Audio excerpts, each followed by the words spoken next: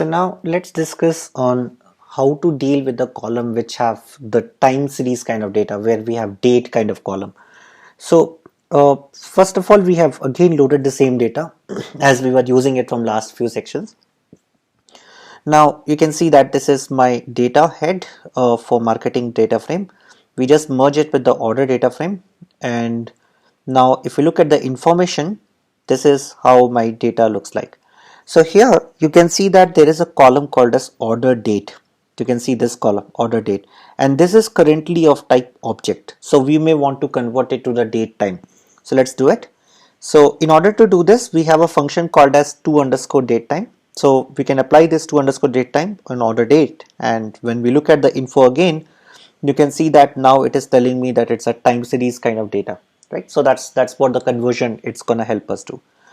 Now, as a next step, once we have done this, we can perform a lot of visual analysis on this based on this column. So maybe what we want to start with is that if we look at all the order dates with respect to date, if we group by and kind of look at all the sum of sales, let's say if I have a date on 1st January 2018, what is the total sale happened on that particular day? On 2nd January 2018, how much sale total happened on that day? So that is what we can do by using group by, telling that we want to do the sales sum option here. So you can see the output here, that this is telling me up that this is on this day, this much total sale happened, and so on. You can also look at the type of this, and you can see that the type of this is coming out to be series format. Now, if you want to plot this here, definitely we cannot do the plotting with respect to my matplotlib. We need a Seaborn package for it. So in Seaborn, we have a function called as tsplot. This is for a time series plotting. Now, if we just pass this data to tsplot, basically this time_df, which we have just created above, which is my group by part. Now, when I'm passing it, this is my value which I'm getting. So on the y-axis, this is my sale, the exact sale which have happened, and this denotes, x-axis denote the number of days basically passed from the first point. That's basically is my graph which we can see here. Now, as a next step, it's very useful to get the month number, day number, and can do some more analysis on it. So what we're gonna do is we gonna take out the month of this particular data frame column name, and similarly the year.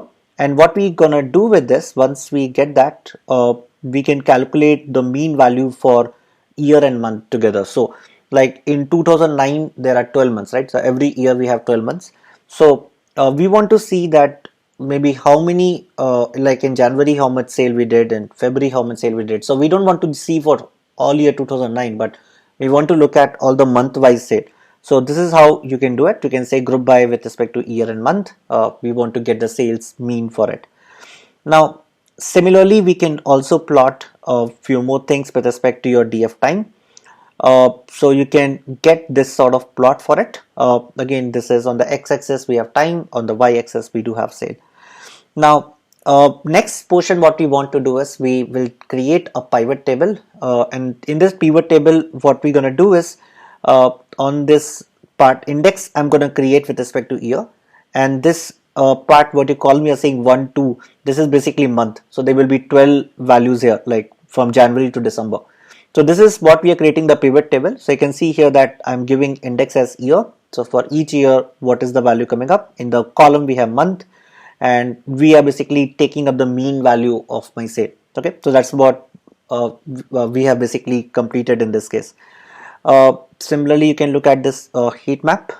This is one of the value which you can see, and if the value is going to be high, you can see that it's going to be a dark blue color. Okay, so that's how you can look at the heat map. So this is how you can look at this time series data to get this done.